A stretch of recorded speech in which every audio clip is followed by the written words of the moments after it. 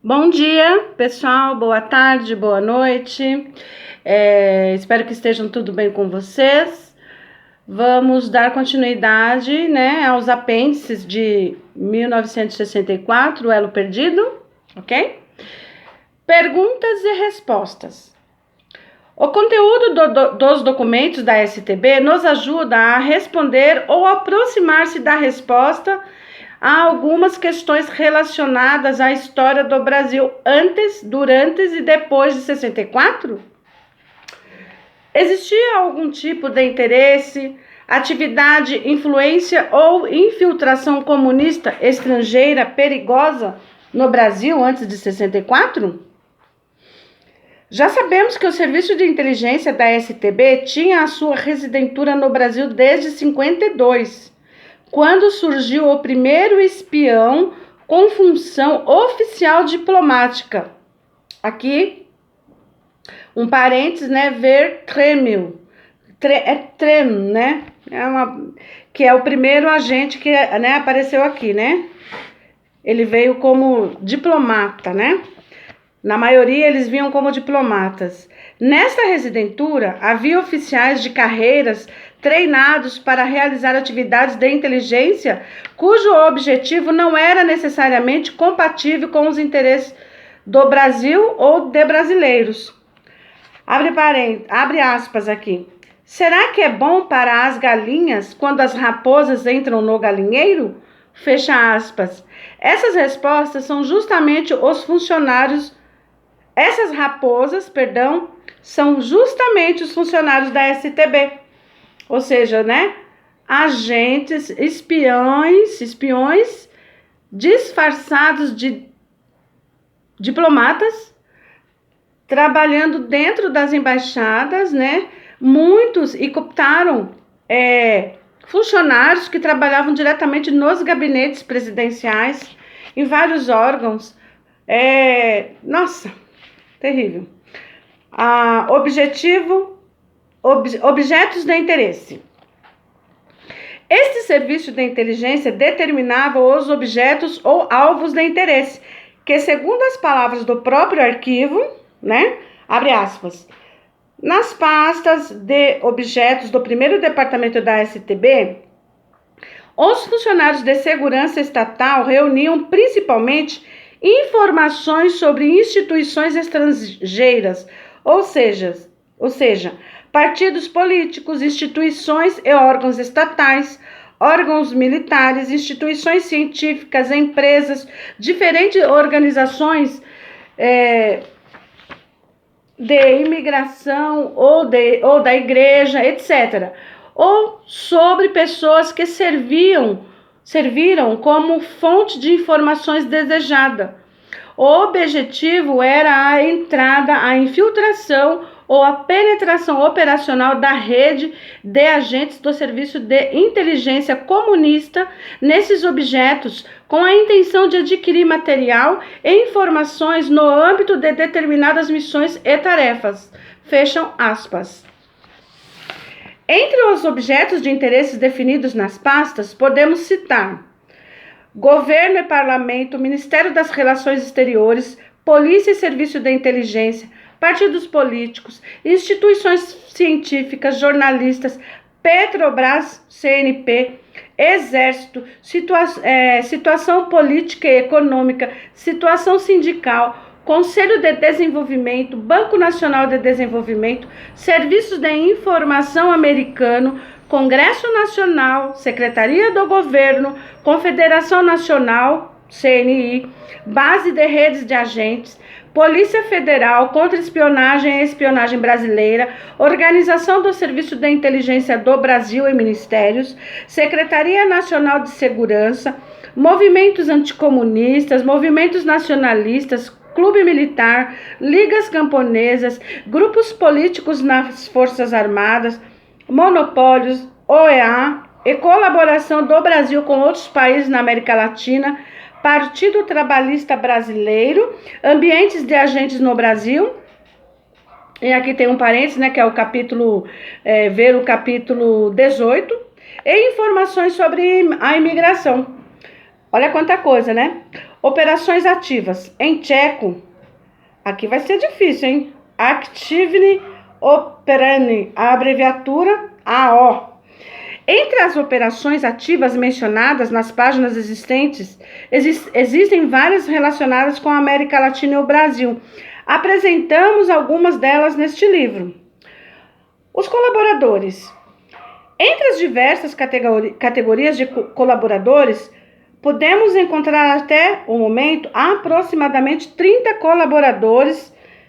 Esses havia colaboradores brasileiros. Entre agentes, os chamados contatos secretos, né?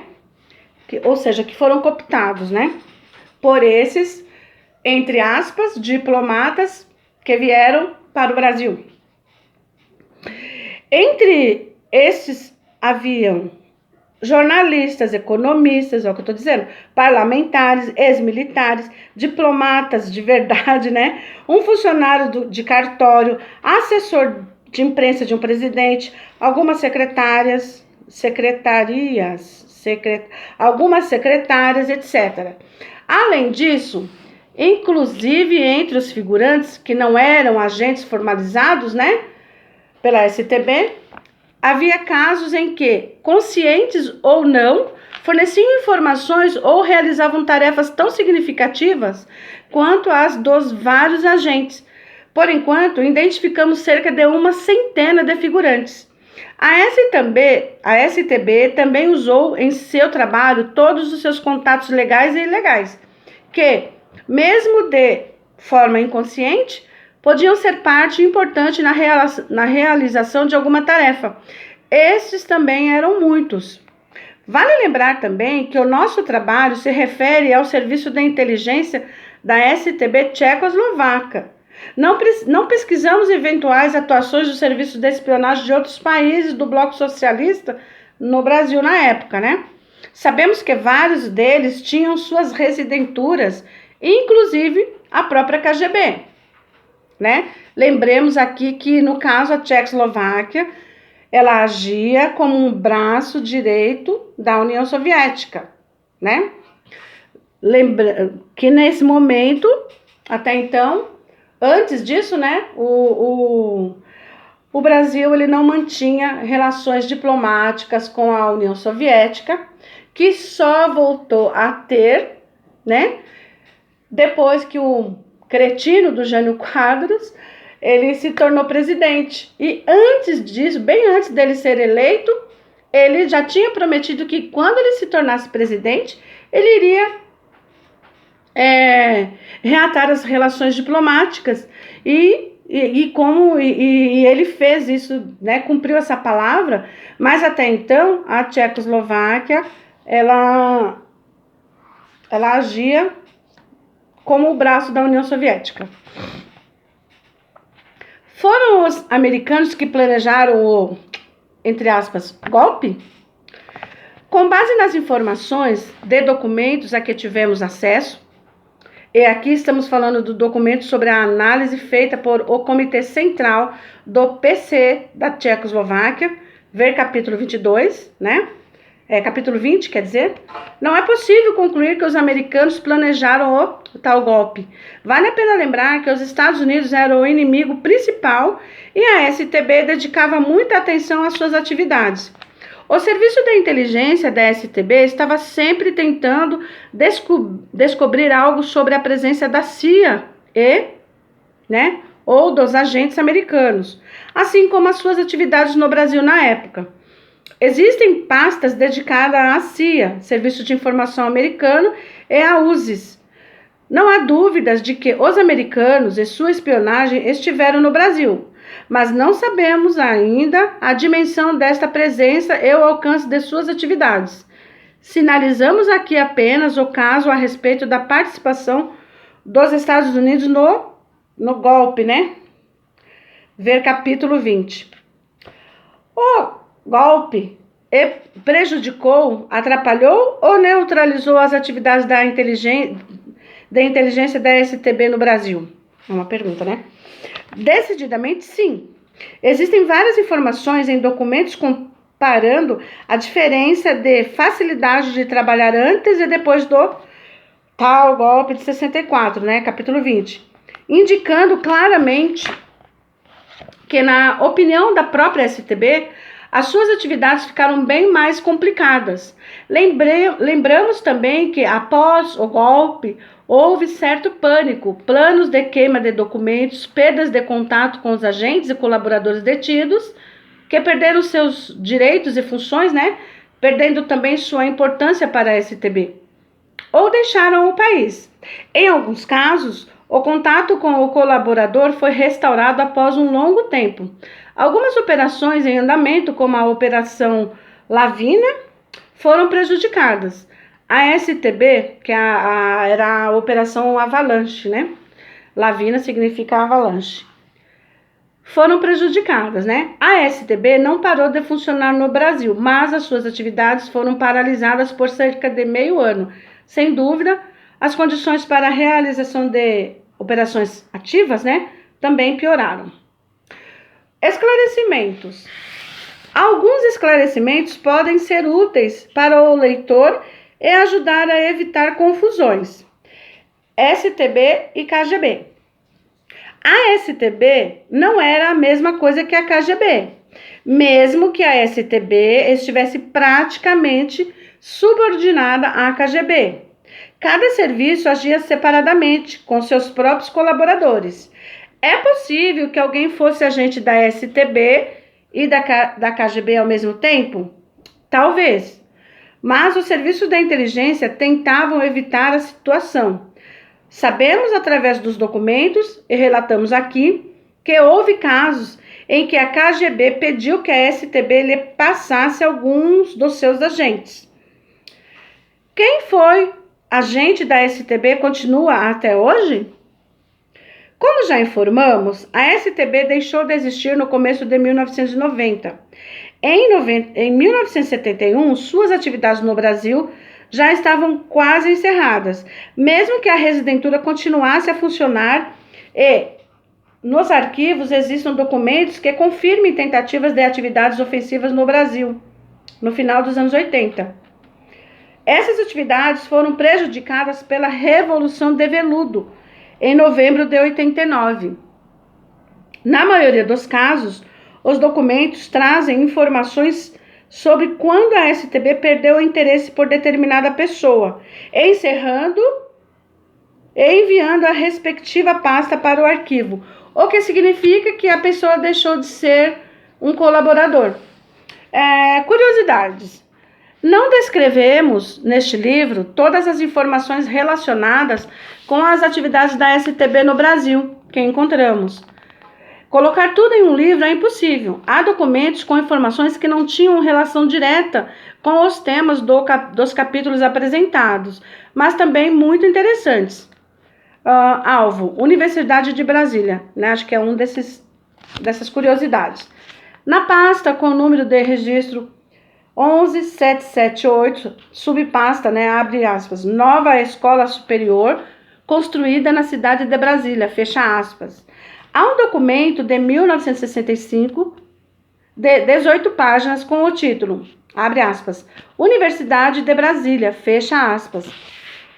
E uma frase escrita à mão, abre aspas, sobre tarefas da rede de agentes, perspectiva, fecha aspas. Após uma longa descrição das características da Universidade de Brasília, podemos ler os seguintes fragmentos, abre aspas. Experiências anteriores. Os professores com os quais conversamos geralmente estavam interessados em manter contato e continuá-lo, certamente com o objetivo de adquirir um conhecimento mais aprofundado sobre zonas, até agora consideradas impenetráveis, cortina de ferro. O desenvolvimento dos contatos adquiridos pode gerar vantagens graduais. Em alguns casos, podem surgir relações que possibilitem ao funcionário do serviço de inteligência atrair o contato para si, o que possibilitaria um aproveitamento otimizado para a atividade da inteligência. A experiência atual e o conhecimento adquirido pela residentura apontam certas possibilidades no âmbito de uma base de estudantes e professores. Ai, desculpa, gente. Metódica de, abre aspas, entre aspas, trabalho com base de estudantes e professores. A experiência demonstra que, no âmbito de um trabalho apropriado entre os estudantes universitários, o melhor é concentrar-se no aproveitamento de estudantes daquelas faculdades que têm pelo menos alguma relação com os nossos objetivos, ou seja, das faculdades de economia ou direito. Também pode ser interessantes às universidades de estudo de línguas, faculdade de filosofia e os IBVs, Institutos Americanos Brasileiros e similares, onde sempre certa quantidade de estudantes que vai estudar nos Estados Unidos, né? O mais apropriado no âmbito do trabalho é mirar nos estudantes de segundos e terceiro anos, ou seja, naqueles que têm ainda no mínimo um ano para encerrar os estudos. Eles são bem abertos para o contato. Isso possibilita a execução do recrutamento ainda antes do fim dos estudos do candidato e o seu posterior direcionamento para o objeto. Olha que terrível, né? Como eles iriam agir na Universidade de Brasília. Na primeira fase, deve-se estabelecer o contato com bastante frequência e deve-se levar em conta que o estudante geralmente fala sobre ele aos seus colegas. Olha, ir ao almoço com um diplomata de outro país ou com um estrangeiro não é normal para um estudante. É verdade, né? A partir deste ponto de vista, é preciso compreender que o trabalho sobre os estudantes exige certa disposição e traz o perigo de o funcionário do serviço de inteligência sofrer reações hostis do estudante. Para um membro da residentura que não esteja e não possa estar incluído no coletivo de estudantes, como um deles, o trabalho sobre os estudantes neste ambiente é bem limitado. O nosso funcionário geralmente é uma personalidade conhecida entre os estudantes, tornando-se objeto de grande interesse. Os estudantes não veem como um estrangeiro rico. Os estudantes o veem como um estrangeiro rico, que não está interessado nos estudos por motivos econômicos. E é principalmente questão de tempo até se acostumarem com o contato com o estrangeiro e aceitarem-no sem o sentimento de novidade, tratando-o finalmente como um colega. O trabalho de uma base de estudantes nas condições brasileiras, portanto, exige do nosso funcionário tempo e caráter. Com base em experiências anteriores da residentura, a melhor maneira de trabalhar com base de estudantes seria a aquisição de uma bolsa de estudo de longo prazo, no mínimo 1 ano, em alguma das universidades brasileiras. Isso seria possível, por exemplo, na Universidade Gama Filho, onde inclusive já houve uma proposta concreta de bolsa de estudos, incluindo moradia em casa de estudante para 3 estudantes tchecoslovacos. Eu envio de um funcionário jovem do Serviço de Inteligência que trabalharia exclusivamente na seleção e no trabalho de estudantes brasileiros. A sua participação nos estudos seria a situação mais natural para possibilitar o trabalho de uma base. Nossa! Resultados de atividades da residentura. Por enquanto, a residentura possui acesso nas seguintes universidades. Olha aí, gente. Porque que hoje está do jeito que está. A.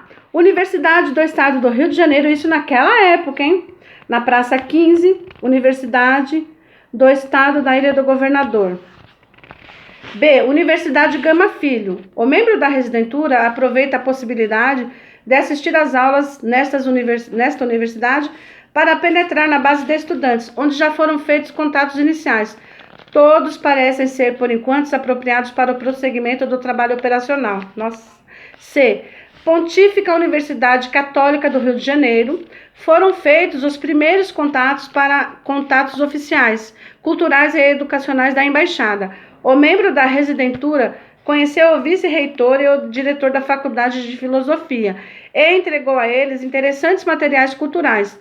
O contato foi possibilitado pela estudante do último ano da Faculdade de Filosofia, que é esse contato do colaborador ideológico da residentura. D. Universidade Federal do Rio de Janeiro, né, foi feito o contato com o reitor Clementino Fraga Filho, ao qual foram entregues publicações e ofertas de bolsas de estudo tchecoslovacas. Será preciso continuar as negociações sobre questões de cooperação e ofertas de troca de bolsas de estudo e adquirir acesso às diferentes faculdades e a seus professores. Nossa. Universidade Federal do Belo Horizonte, foi feito contato com o reitor da universidade sobre o pretexto de contatos culturais e educacionais. Usar esta universidade para os nossos objetivos será uma tarefa difícil, pois está muito longe, a 500 quilômetros da residentura. 500 quilômetros. A análise das intenções e objetivos, observação e reconhecimento das bases. O objetivo principal do trabalho com base de estudantes e professores é a seleção, reconhecimento e aquisição do universitário e o seu direcionamento ao objeto do nosso interesse para atividades de inteligência. Neste caso, orientá-lo para o objeto significa, em primeiro lugar, os objetos do inimigo principal, seja nos Estados Unidos, para onde o estudante recrutado poderia viajar para estudos, no Brasil ou qualquer outro país da América Latina, filiais da USES, Embaixada dos Estados Unidos, organizações comerciais ou outras organizações dos Estados Unidos na América Latina, onde um estudante poderia conseguir trabalho. A realização deste objetivo, no contexto do atual regime militar pós-americano que governa o Brasil desde 64 e cuja continuação deve ser levada em consideração também durante o novo governo de Costa e Silva. É uma tarefa bastante difícil que exige paciência a longo prazo, mas está em andamento uma intensa atividade da residentura nesse sentido. Em segundo lugar, temos o objetivo de recrutamento do estudante, cuja ambição pessoal, assim como eventuais relações de parentesco, podem conduzir a importantes ambientes políticos, militares, econômicos e outros órgãos de alto escalão do governo brasileiro. A realização do recrutamento do estudante, ainda antes que se finalize os estudos no Brasil, surge como um postulado justificável, pois a sua passagem para o mercado de trabalho ou viagem para o exterior dificultariam bastante as condições de recrutamento. Quanto aos objetivos parciais do trabalho de uma base para a realização de tarefas de apoio à rede de agentes, principalmente no que diz respeito à continuação de seleções seguintes entre estudantes e professores. Uma grande ajuda nessa direção pode ser o trabalho de uma base de professores, estudantes de professores dos quais o conhecimento e contatos pessoais com os estudantes, assim como eventuais influências na concessão de bolsas de estudo e iniciação da vida prática, deve ser aproveitado ao máximo. Então, pessoal, vocês percebam que é essencial a gente ler, ter esse conhecimento, porque eles miraram as universidades. Então, hoje, todas as universidades estão infestadas. Hoje você consegue entender. Porque esses estudantes, na época, eram estudantes. Hoje, muitos já são professores. Eles já estão dando aulas há muito tempo. Então, por isso que essa continuou, né? Foi aí que eles conseguiram subverter uma geração inteira. Por isso que você consegue entender, né? Eles se infiltraram nas universidades e também nos meios de comunicação, porque daí, o que acontece? Jornalista. O estudante que estava terminando o jornalismo. E aqui fala, ele sempre já pegava do terceiro ano para frente, né? Porque daí ele já ia logo terminar a faculdade, já ia trabalhar. Às vezes era um estudante que era filho de pessoas importantes que já trabalhavam no governo, já trabalhavam em algum setor. E daí foi assim que foi montada essa rede, né? Eles conseguiram subverter uma geração. E é triste quando a gente para e vê, para olhar, né? A gente para olhar e percebe, né? Que está claro, foi isso que aconteceu. Você não consegue hoje conversar com o professor. Você vai numa sala de aula conversar com o professor do seu filho de 10 anos de idade, você olha para o professor, meu Deus, é uma coisa assim lastimável, ele já vem com a cabeça pronta. Por isso, a necessidade da gente prestar muita atenção e cuidar das crianças, porque agora eles não estão mais indo mirando as universidades. Eles já vão direto lá na criança. Por que eles querem implantar, começar com essa conversa de ensinar como é que fala? Educação sexual para criancinha de 6 anos de idade? Que criança de 6 anos de idade tem que estar aprendendo sobre educação sexual? Ideologia de gênero. Ninguém nasce menino, ninguém nasce menina. A pessoa se descobre.